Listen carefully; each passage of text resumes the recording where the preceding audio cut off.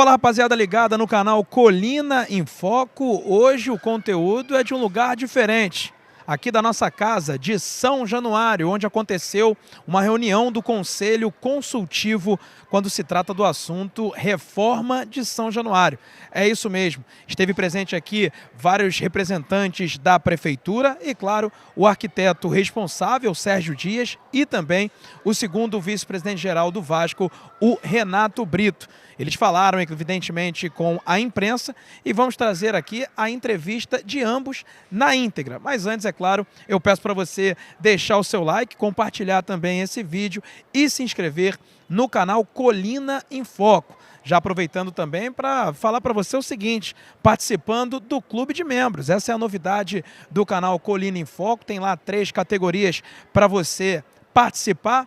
O Colina Peladeiro, Colina Sub-20 e também o Colina Profissional. Tá lá do lado do botão de inscrição, você tem lá a opção Seja Membro e lá você vai saber todos os benefícios de ser membro do canal Colina em Foco. Vem com a gente nessa grande comunidade de Vasco, feito por um vascaíno para você, torcedor vascaíno. Então vamos à entrevista primeiro do Sérgio Dias. Ele é o arquiteto responsável, né? Antes da entrevista ele juntou todo o pessoal que fez parte dessa reunião e falou sobre a reforma de São Januário. Ele ia apontando, ó, ali vai acontecer isso, ali vai ter um camarote, ali atrás vai ser construída a torre poliesportiva, aqui vai ser feita uma torre administrativa. Explicou como é que vai ser essa reforma de São Januário, que, claro, está para começar no ano que vem, no início do ano que vem, e com previsão aí de ficar pronto em 2, 3 anos. Lembrando que São Januário completa 100 anos em 2027. Então vamos ouvir aí, portanto, o engenheiro responsável por esse projeto de reforma de São Januário, o engenheiro Sérgio Dias. Boa tarde, arquiteto Sérgio Dias. Agradecer pelo atendimento da imprensa. Queria saber uma análise sua da reunião do Conselho Consultivo, o que você achou, pontos positivos dessa reunião visando a reforma e ampliação de São Januário. Bom, obrigado, boa tarde a todos. Enfim, é uma honra estar aqui respondendo pelo projeto desse patrimônio que é São Januário. A reunião de hoje foi muito positiva, porque trouxe todo o Conselho presencialmente para conhecer hoje a situação atual e entender como serão as transformações. Então a gente está num ambiente mais importante, que é a área tombada, o setor social, é a nossa fachada, e é daqui que vão manter-se as raízes de um projeto conceitual. E, por outro lado, no setor leste, norte e sul, a modernidade. Então, o projeto dialoga com o passado, respeitando a memória, respeitando as nossas raízes, e o futuro com a sustentabilidade, o conforto, a segurança. E eu acho que isso permitiu ao Conselho ter um bom entendimento das nossas propostas. Você já tem alguma definição sobre tamanho, né, capacidade e também orçamento? A gente sabe que ainda existem muitos estudos, mas está mais perto de 57 ou está mais perto de 43? Como é que... E qual é a sua vontade? É claro que existe também uma questão financeira, mas qual é a vontade do torcedor Sérgio Dias? Bom, o torcedor fala menos do que o profissional. O projetista, ele tem que ser um intérprete das necessidades, das demandas, e, enfim, a gente responde por isso. Não adianta fazer um estádio para 100 mil pessoas para ficar vazio e não ter capacidade financeira nem de manter, nem de implantar. Então, a gente foi fazendo diversos estudos, atendendo a demandas das diretorias ao longo do tempo. A gente chegou a algumas capacidades. A última estudada foi até 57 mil pessoas, mas isso vai depender de uma decisão não nossa de projeto, uma decisão de operação, né? Se fica de pé, se é viável, se é possível, tem uma série de coisas. Operacionalmente, em termos de projeto, 57 mil é possível.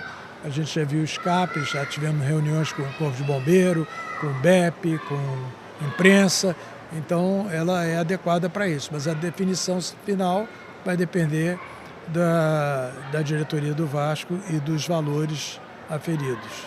Sérgio, sobre a escola aí do nosso país, você poderia falar bastante sobre a escola do nosso país, que vai ser destinado depois do momento da nossa casa? A escola, em primeiro lugar, é um patrimônio imaterial que é intocável, a gente só pode melhorar e ampliar.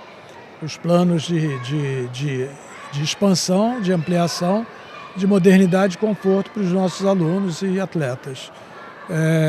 Vai depender todo do planejamento, como o vice-presidente falou, se o projeto vai ser feito de uma única vez ou se será feito em faseamentos. E aí, nesse planejamento estratégico, é que vai definir a posição da escola. E também levando em conta o ano letivo, que é de dezembro a dezembro. Então não pode ser interrompido nesse meio tempo. Mas a gente tem que ficar absolutamente tranquilo em relação à permanência, à manutenção e o melhoramento da escola do Vasco.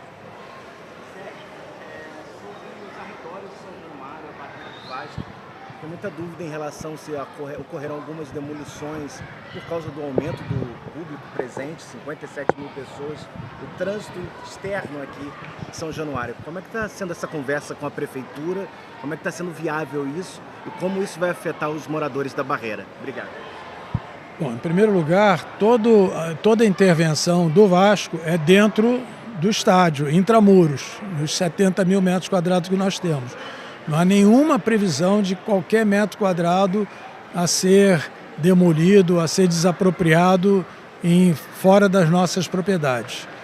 O que já existe, já foi apresentado, é o projeto Caminho do Vasco, onde você pega o principal modal de transporte, que é o BRT da Avenida Brasil, e melhora as condições do pedestre chegar aqui.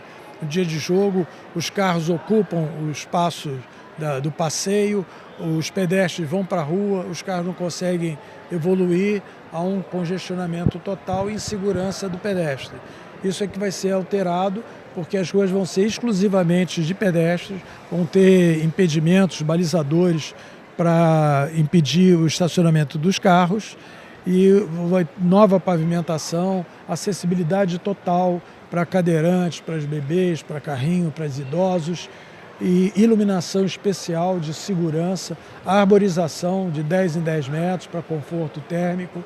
Enfim, vai ser um novo caminho do Vasco, chegando em 2027, 100 anos depois, com dignidade para os seus vizinhos, os seus frequentadores e seus torcedores. Sérgio, tem alguma definição em relação ao gramado? Se for sintético, se for natural, e se for natural, a iluminação com nova marquise seria suficiente para manter um gramado natural bom aqui em São Januário? É uma decisão operacional, não é técnica. Se for definido gramado natural, a gente vai projetar para gramado natural. Se for definido para gramado artificial, será projetado para gramado artificial. A iluminação não interfere, a gente está projetando como se fosse para artificial. Toda a cobertura tem vãos de clarabóias de iluminação, e o que não interferirá em sombreamento no estádio. Então, nenhuma das condições propostas interfere na decisão de ser grama natural ou grama artificial. Sérgio, o que o senhor pode falar sobre a acústica do novo São Januário? O que o projeto apresenta? O que o senhor tem em mente? O tema acústico, ele é muito recorrente, né, e é uma preocupação clara, porque recentemente 1 ou 2 estádios recém-inaugurados apresentaram problemas de acústica, de ressonância, de falta de intercâmbio de torcidas e tal. Sem crítica aos projetos anteriores, o nosso projeto não terá isso. Nosso projeto, se você perceber, a fachada histórica é mantida e ela é ventilada. E os setores a serem construídos vão manter as mesmas características. Ventilação total, especialmente pelo conforto térmico, aqui é uma região de muito calor, então a gente precisa disso, desse vento que está batendo aqui, para resfriar a temperatura, reduzir a temperatura e melhorar o conforto das pessoas. E o vazamento de vãos é a melhor resposta para a acústica, porque a acústica que gera a ressonância, a reverberação, é o som batendo na parede, no teto e tal, e reverberando contra os locais dos torcedores. Isso não acontecerá com a gente. Nós teremos 3 níveis de circulação e todos os 3 níveis serão ventilados para permitir a aeração e a passagem do ar da torcida. Uma previsão inicial do início da reforma que já foi adiado. Essa alteração nesse início, por acaso, tira a confiança de vocês na finalização da obra para 2027? Nós vascaínos não perdemos a esperança nunca, né?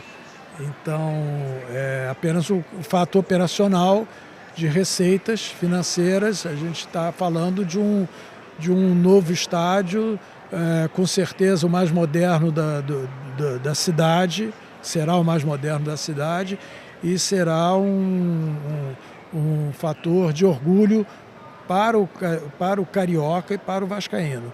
Então, mas isso tem que, enfim, arrecadar recursos que serão provenientes da Lei de Potencial Construtivo, que estão sendo estruturados para a gente não começar uma obra e parar no meio do caminho.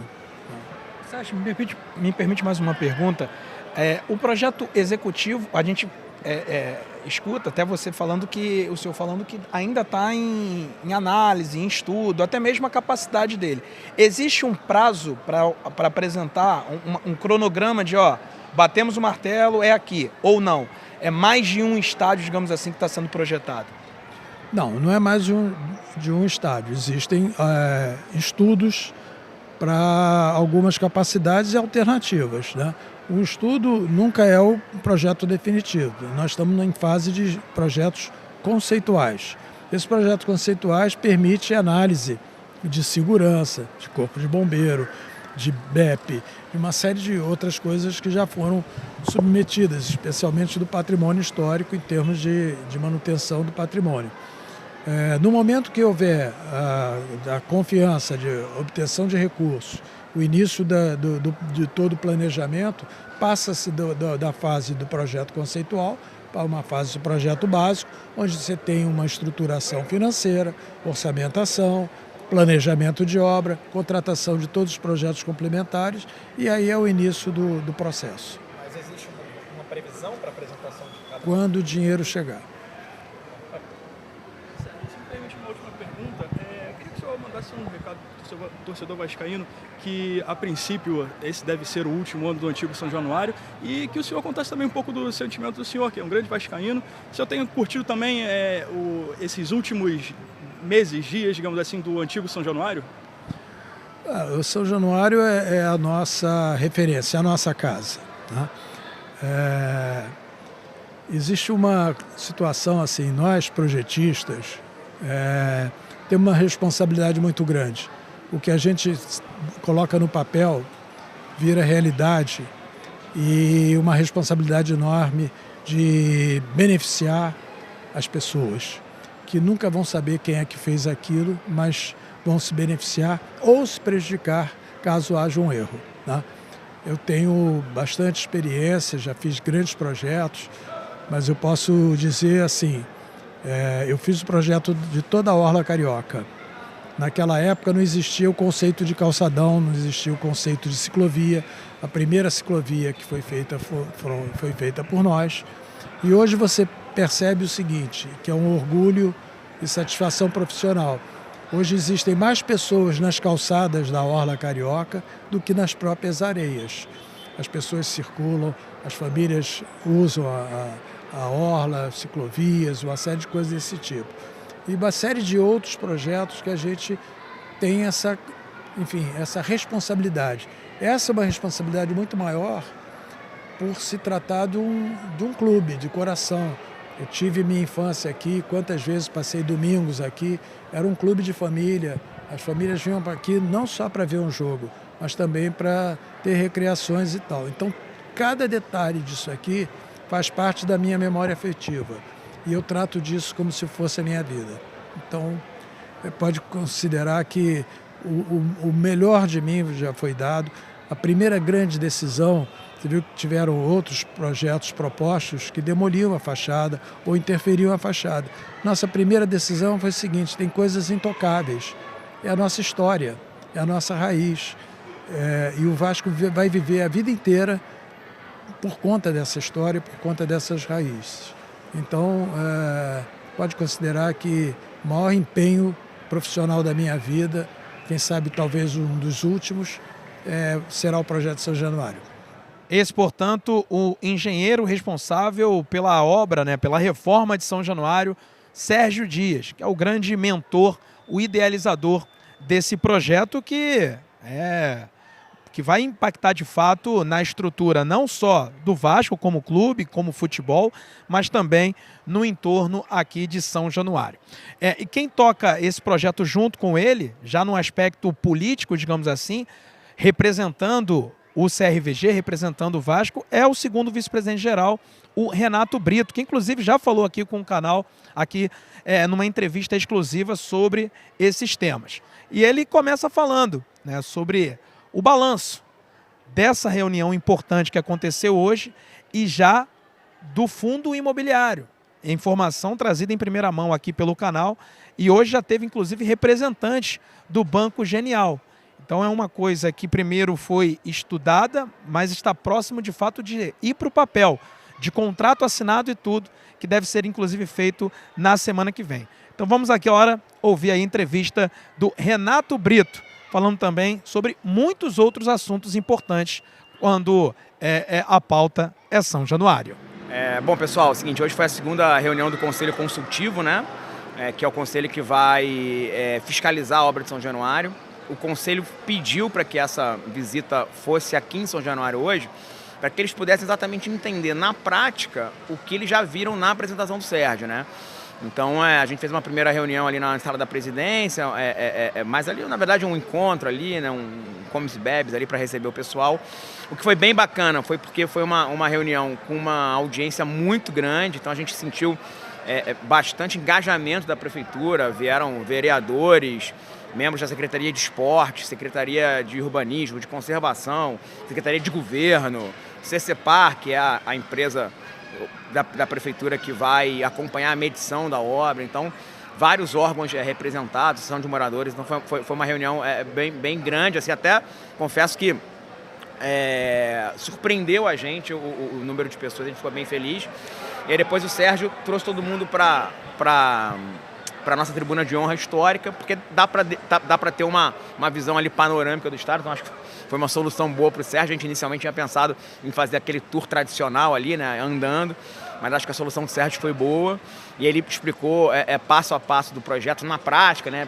Apontou exatamente as torres, tirou dúvida, se o camarote, se a bandeira vai influenciar no camarote ou não, que foi uma ótima pergunta do Dandan. Esclareceu a questão do campo, da arquibancada ficar mais próximo ao campo, respondeu perguntas sobre acústica, respondeu perguntas sobre o entorno. Então, acho que foi bem bacana para todo mundo que viu o projeto na tela entender na prática o que o Sérgio estava falando. Sobre estruturação, o pessoal do Genial veio também exatamente pelo mesmo motivo, né? Para ver na prática o projeto que eles estão embarcando. A gente tinha tido uma nova reunião com eles ontem, né? Foi uma reunião bem extensa de trabalho, uma reunião que durou a manhã inteira, onde a gente conseguiu detalhar um pouco mais a questão do fundo, né? Assim, a questão do fundo, só para explicar, é uma forma de arrecadar financiamento além do potencial construtivo, né? A gente sabe que o potencial construtivo, possivelmente, ele não vai ser suficiente para pagar toda a obra, e além disso ele tem ali a questão do fluxo dele, que eu já expliquei para vocês, né? Então, o fundo ele soluciona, acho que três vieses, né? O primeiro viés ele complementa o dinheiro que o estádio precisa para ficar pronto. 2, ele soluciona o fluxo. E 3, ele não faz o Vasco entrar naquela modalidade clássica que seria tomar um empréstimo. Né? É óbvio que, eventualmente, numa unidade de ajuste de fluxo pequena, você pode tomar um empréstimo rápido para pagar depois, que o impacto dos juros não é grande. Mas o que a gente nunca quis é fazer aquele modelo clássico, que vai num banco, pega R$1 bilhão em financiamento, faz o estádio e aí você se endivida para a vida toda. E a solução do fundo, o pessoal da Genial veio hoje, mas assim, o contrato não está assinado, né? Então a gente ainda tem um pouco de cuidado, apesar de eles estarem já 100% a bordo e trabalham, é uma questão burocrática, mas quando essa questão burocrática for cumprida, e é literalmente uma questão burocrática mesmo, de ritmo ali de assinatura, a gente vai poder esmiuçar um pouquinho mais esse produto. É uma coisa complexa, mas basicamente é isso. Vai ter um fundo imobiliário e o vascaíno vai poder comprar cotas desse fundo, né? Então, ou seja, o racional é que que o torcedor vascaíno ele vai poder um pouquinho ser dono do estádio, né? Assim, a muito grosso modo é isso. Não é que o estádio vai sair da propriedade do Vasco para alguém, não é? A propriedade do Vasco, a propriedade do estádio continua sendo do CRVG e nunca vai deixar de ser. Mas é para dar uma sensação de pertencimento do torcedor, além de primeiro, ajudar o clube, segundo, ele vai poder ter um rendimento desse fundo, e terceiro, ele vai ter ali um sentimento de ser um pouquinho dono do estádio, e solucionando essas questões de financiamento que eu expliquei. Dia 23. Sendo aprovado, Deus quiser, tudo vai caminhar a partir daí. Questão de prazos. SPE aprovada pelo sócio na AGE. A partir daí, no dia seguinte, torcedor, o que o torcedor já pode esperar nos próximos passos já para a reforma de São Januário? Vamos lá, isso foi importante, porque o pessoal da CCPAR veio aí e a gente fez uma reunião de 10 minutos antes da apresentação. A CCPAR é o órgão que vai falar assim: Vasco, tá tudo ok, você está apto a emitir o seu termo de transferência de potencial. O primeiro passo para isso é a SPE, tem Assembleia de Sócios dia 23, então convido aqui todos os sócios a participarem. Vai ser uma assembleia híbrida, como todo mundo está acostumado, então todo mundo vai poder votar das suas casas, do celular, como vascaíno, graças a Deus já se acostumou e se habituou, mas também vai ter lá o posto de votação avançada que a gente fala no calabouço. Aprovou a SPE, a gente vai cumprir alguns trâmites burocráticos de assinatura do contrato, envio para a junta comercial, registro de ato, enfim, coisas que não vão demorar muito tempo. E aí a gente aciona a CCPAR e fala: CCPAR, a SPE está pronta, os projetos iniciais estão prontos, faz análise e me autoriza a emitir o termo de potencial. O que eu estou alinhado de expectativa é que o Vasco tenha o termo de potencial entre o fim de maio e a primeira quinzena de junho. Óbvio que alguns prazos burocráticos a gente não controla, então talvez se estenda ali até o fim de junho. Até seria bom, porque meu aniversário é dia 24, seria inclusive um bom presente de aniversário, mas eu espero que seja um presente antecipado. Então, se tudo correr bem ali, primeira quinzena de junho, o Vasco vai ter o termo. Sempre lembrando, né, pessoal, o que é o termo de potencial? É o que o Vasco pode transferir. Então, a partir dessa emissão de termo, se tiver um comprador no dia seguinte, ele já vai poder fazer uma escritura de compra definitiva do potencial. Tem um detalhe que a gente falou na reunião agora do Conselho, é uma frase, né? Não existe São Januário sem a barreira e a barreira sem São Januário. Sobre a questão dos 6% destinado do potencial à evolução da barreira. Deixa você falar assim. Cara, você vê como essas reuniões são muito importantes, né? Hoje, na reunião surgiu uma ideia que a gente não tinha mapeado, né? O subprefeito Zafran, Roberto Zafran, que é o subprefeito responsável por São Januário, levantou um ponto que tem uma questão da barreira de alagamento. Isso a gente não tinha muito conhecimento, para ser muito sincero, e o Allen, que é o representante da Ação de Moradores, confirmou. Então aquilo, né? A construção dos 6% ela é sempre a 4 mãos, né? O Vasco sugere soluções para a prefeitura, e a prefeitura adere ou não e sugere também. Como a gente já tem naqueles projetos complementares que vocês sabem que estão contratados, um deles é sobre saneamento, drenagem, e até foi engraçado porque o seu Abílio, que é um grande benemérito nosso, e ele é o presidente da Comissão Permanente de Fiscalização do Patrimônio, né, pelo Conselho de Beneméritos, Ele falou assim, pô, Renatinho, até onde eu sei, até hoje o Vasco não tem a solução do esgoto do estádio resolvida, uma coisa que eu também não sabia. É um problema crônico do Vasco. Então você vê, dessa reunião saíram duas informações super importantes, né? Que uma já estava obviamente prevista, né? Que obviamente na obra a questão do esgoto e drenagem do estádio vai ser resolvida, mas obviamente vamos tentar expandir para que também solucione, ou pelo menos mitigue o problema da barreira que foi trazida pelo subprefeito.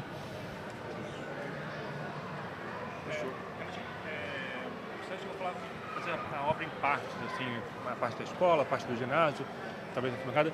Existe a possibilidade, talvez, pensando aqui agora, talvez começar a obra e o clube ainda usar o estádio para jogar, ou quando começar a obra parou, não joga mais aqui? Essa possibilidade existe, ela está sendo estudada.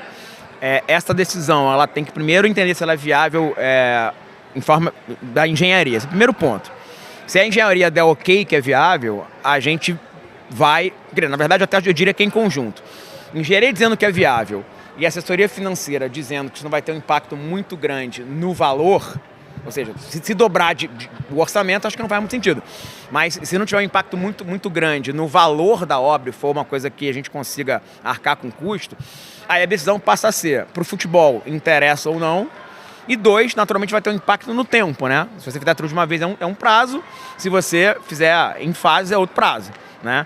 Então aí tem que entender primeiro, se tem solução de engenharia, se tem solução financeira. Ultrapassar esse período, se interessa ao futebol, ou seja, não fechar todo, jogar um pouco mais aqui, mas sabendo que vai demorar mais a entregar, ou se é melhor, cara, vou resolver aqui 2 anos, jogo onde for, mas eu quero estar o mais rápido possível. Mas essa solução está sendo estudada, aliás, talvez seja até mais uma novidade, eu não lembro de eu ter falado isso antes. Agora, o lance da escola é um pouco diferente. O lance da escola que eu expliquei é porque a gente tem que ter uma preocupação com o ano letivo, né? Então, ou seja, se começar a obra amanhã, a escola só fecha em dezembro. Se começar a obra em janeiro, fevereiro, possivelmente a escola só vai fechar em dezembro seguinte, né? Então, ou seja, a obra vai ser estruturada de forma que o ano letivo dos alunos não seja prejudicado.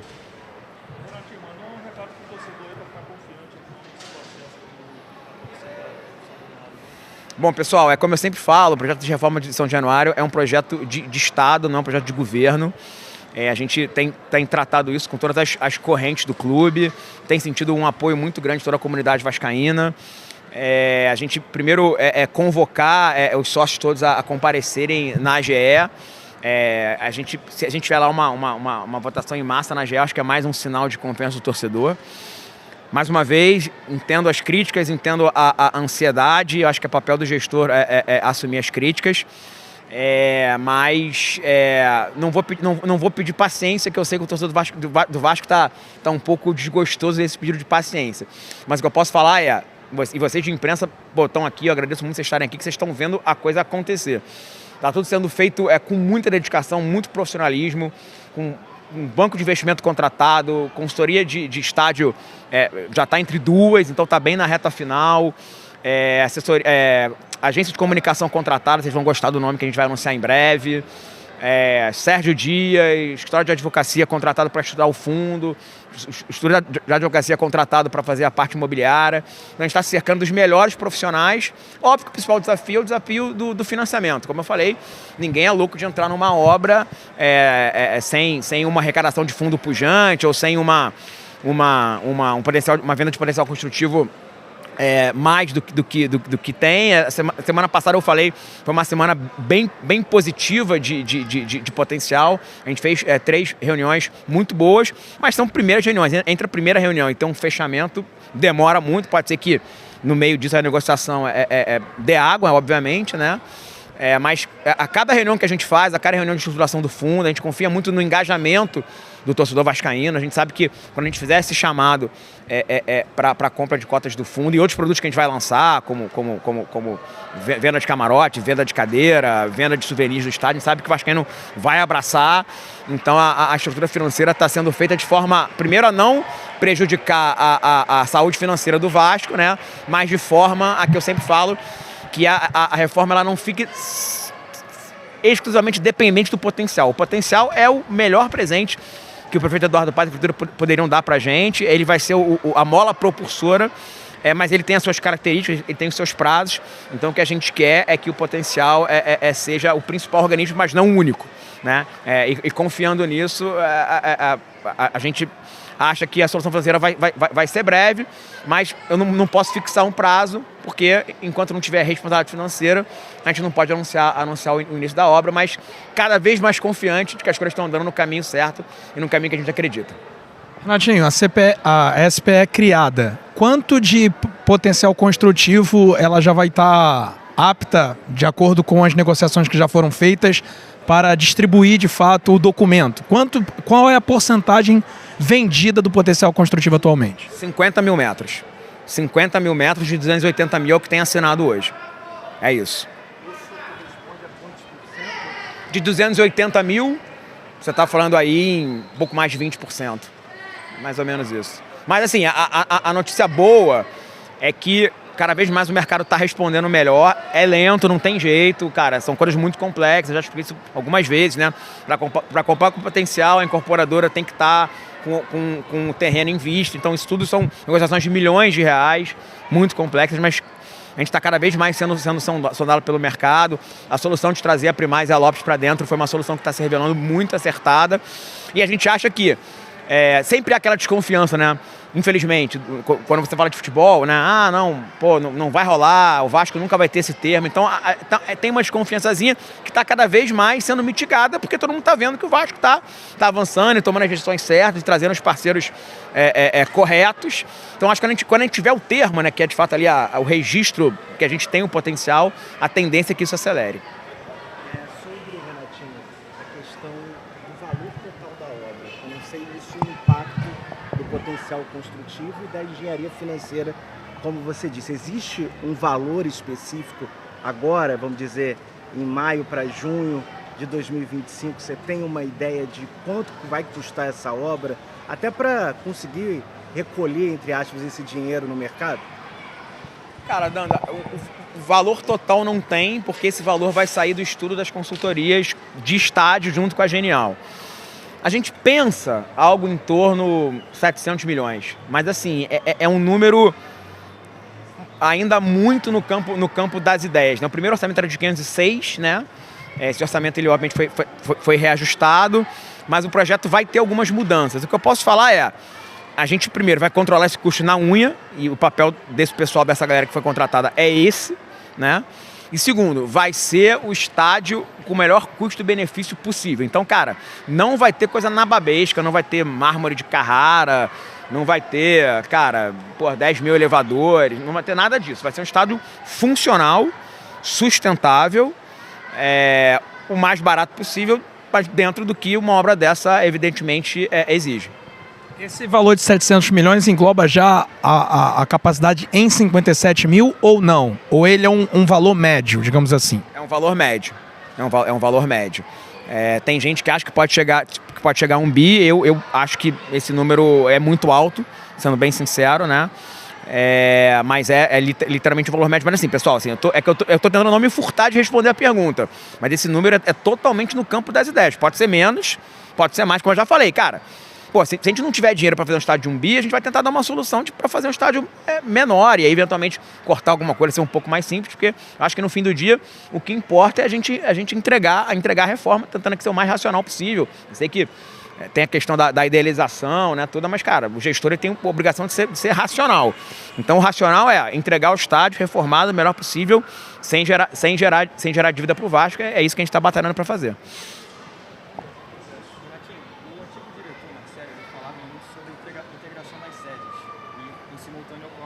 Projeção da reforma do CT do Vasco.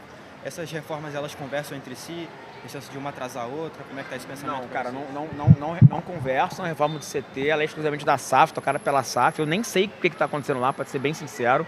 Não tenho nenhuma ingerência, zero. Aliás, diga-se de passagem, eu fui ao CT uma vez na minha vida, ainda como VP do conselho, por uma questão pessoal. Então, cara, nunca fui lá. Não é que eu não posso ir lá, mas nunca fui, cara, eu respeito essa diferenciação. Elas não conversam e não tem nenhuma ingerência entre uma e outra. Então, aproveitando, a eleição preocupa vocês, assim, de alguma forma, de tentar finalizar, fazer o que vocês puderem fazer antes da eleição, para depois não parecer um negócio muito, tá fazendo por causa da eleição, alguma coisa assim? Reforma do estádio? É. Cara, Gabriel, sendo bem sincero, cara, eu não tenho essa preocupação, porque eu encaro isso como um projeto do Vasco. Eu acho que se alguém tiver essa preocupação, essa pessoa tá errada. Né? Como eu sempre falei para vocês, cara, a gente continuou contatos, Sérgio Dias, o primeiro projeto dele foi em 98 com o Eurico, depois Campelo. Cara, todo mundo sabe as minhas divergências políticas com o Campelo, né? Isso não é segredo para ninguém, né? Isso não foi problema. Aí o Sérgio passou pelo Salgado, a gente manteve o Sérgio e o time dele. Banco Genial fez 3 reuniões com o Salgado. Quando a gente ganha a eleição, eles procuram a gente continua com um parceiro. Obviamente que estreitou, aumentou, né? Enfim, eles até andaram um período afastado, a gente trouxe de volta, mas o primeiro contato foi na época do Salgado. Então, assim, o que eu espero é que se a gente não for reeleito, não sei nem se o Pedrinho quer se reeleger, mas quando eu falo a gente, sempre Vasco, não sei nem se eu também vou querer me candidatar, mas, cara, o que eu quero se a obra não tiver iniciada até a eleição, que eu espero muito que esteja, e tem bastante convicção que estará, mas se não estiver, o que eu vou fazer é pegar todo o pacote que eu estou montando que vocês viram e entregar para o novo presidente. E aí vai ser uma escolha dele rasgar o que a gente fez e começar do zero, que eu acho uma pena, porque não vai ter estádio nunca, que não foi o que a gente fez, né? Primeira condição, quando o presidente Pedrinho me deu essa incumbência de, vamos chamar assim, né, sob a liderança dele, tocar esse projeto, eu falei, presidente, a gente está de acordo em não rasgar nada que já foi feito, porque senão ele vai começar do zero. Renatinho, nisso que eu acredito, pode tocar da forma que você quiser, e assim foi feito. Eu acho que a gente só está nesse nível de avanço, porque algumas coisas já aconteceram em outras gestões, né? Enfim, e é nisso que eu acredito. Então, se quem ganhar a eleição, que se não for o nosso grupo, né, der continuidade, eu tenho certeza que a coisa sai do papel, na hipótese da obra não ter começado ainda, o que eu, repito, não acredito, não quero. Acho que a obra começa na nossa gestão.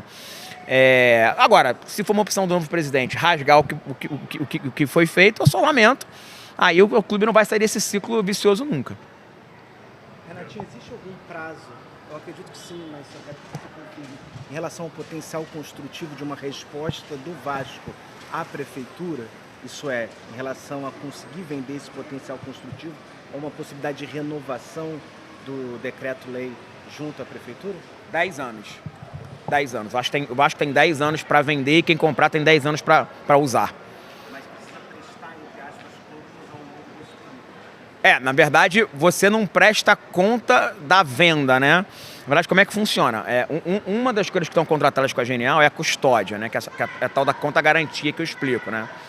O dinheiro do potencial, ela é transferida para essa conta garantia, não é uma conta do Vasco, do CRVG, né? Não serve para pagar coisas do nosso dia a dia, graças a Deus.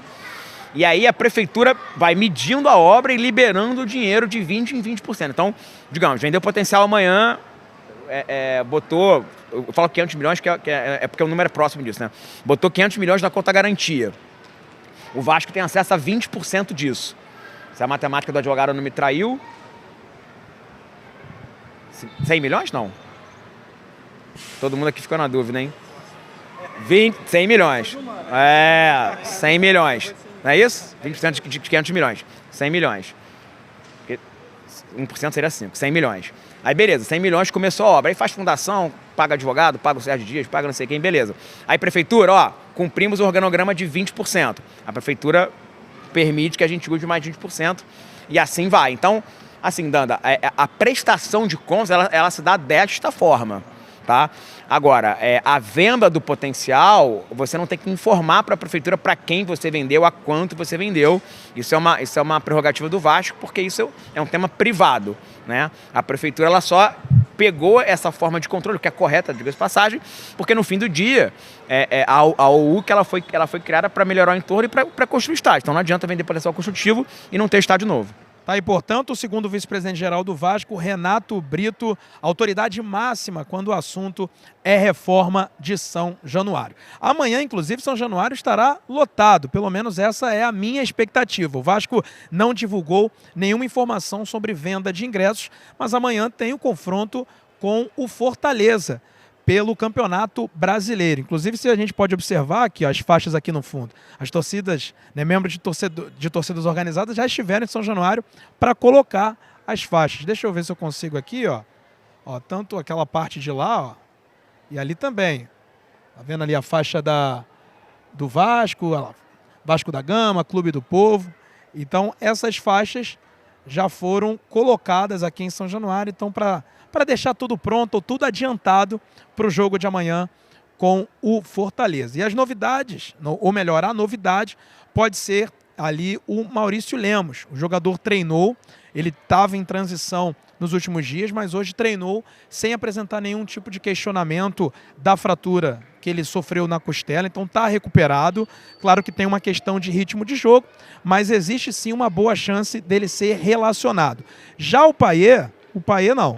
O Payet ainda realiza trabalho de transição, ele se recupera, né, já está recuperado de uma entorse no joelho direito, mas realizou apenas trabalhos físicos misturados com bola, então ele está na transição, a expectativa é que ele possa voltar aí para o próximo jogo, no jogo contra o Operário. Contra o Fortaleza, então, a novidade pode ser o Maurício Lemos integrando o banco de reservas. O Lucas Freitas também está em transição e deve voltar ali, ou tem uma boa expectativa de voltar no final de semana seguinte, quando o Vasco enfrenta o Fluminense no Maracanã. Então é o Diniz treinando e treinando forte, treinando firme, treinamentos muito intensos, com 2 horas de duração, e a expectativa é que o Vasco possa fazer, enfim, um bom jogo e reencontrar o caminho das vitórias. Lembrando que o Vasco não vence há 9 jogos e hoje está dentro da zona do rebaixamento. A provável escalação do Vasco para esse compromisso tem Léo Jardim no gol, Paulo Henrique na lateral direita, a dupla de zaga formada por João Vitor e Luiz Gustavo, e na lateral esquerda o Lucas Piton. Meio campo com Hugo Moura, Tietê e Coutinho. Na frente, Ryan, Nuno Moreira, e no comando de ataque o capitão Verrete, cidadão honorário, como nós trouxemos aqui na live de ontem. As novidades, além, é claro, da presença do Maurício Lemos ou da possibilidade dele, são as novidades de saídas. Capasso e Souza não fazem mais parte do elenco do Vasco. Hoje eles rescindiram amigavelmente os contratos com o Vasco. Então, todo mundo que perguntava aí sobre Capasso, esquece, não tem mais Capasso no Vasco. Ele rescindiu o contrato, e quem questionava a participação do Souza ainda no elenco, já que ele não justificava a sua contratação, pois bem, a sua crítica agora não tem mais por que acontecer, até porque ele deu adeus ao Vasco. Então, Souza e Capasso, fora do Vasco, rescindiram amigavelmente os seus contratos, que terminariam no final deste ano. Isso é só uma parte da reformulação do departamento de futebol que está acontecendo. A gente tem lembrado aqui no canal. Marcelo Santana demitido, Vasco em busca de um diretor de futebol. O Felipe, por mais que ele conte muito com a presença ali, né, a confiança do Pedrinho e do próprio Fernando Diniz, que chegou, a tendência também é que ele fique um pouco mais fora do futebol, até por uma questão de ter a sua imagem arranhada recentemente. O Vasco em busca de um novo diretor de futebol que esteja principalmente alinhado com o conceito de jogo de futebol do Fernando Diniz, né? A gente está vendo aí que a CBF está desmoronando, então o Rodrigo Caetano segue como plano A, e outros jogadores também, né? Já que falei sobre Souza e Capasso, podem também estar em saída. O Jean Davi tem sondagens do futebol mexicano, o Léo Jardim também recebeu algumas sondagens do futebol português, mas é claro que o Léo Jardim interessa muito a permanência, mas se for para sair, desde que pague a multa rescisória, pelo menos essa foi a informação que eu obtive dentro de uma fonte do futebol vascaíno. Então essas foram as notícias. O Vasco amanhã enfrenta o Fortaleza às 18h30, 6h30 da noite, claro, com transmissão aqui do canal Colina em Foco. O nosso pré-jogo começa às 5h30 da tarde, claro, comigo e com o Sandro Gama, que vai narrar com certeza muitos gols do Vasco. Pelo menos é isso que eu espero amanhã aqui em São Januário. A bola rola às 6h30 da noite para Vasco e Fortaleza pelo Campeonato Brasileiro. Tá falado, rapaziada, mais uma vez agradecendo a todo mundo que deixou o like, que compartilhou também esse vídeo. Se não compartilhou, compartilha para os seus amigos, e se não se inscreveu, se inscreva no canal Colina em Foco. Tá falado, rapaziada, uma ótima sexta para todo mundo. Amanhã nos encontramos aqui na transmissão de Vasco e Fortaleza. Um forte abraço e até a próxima.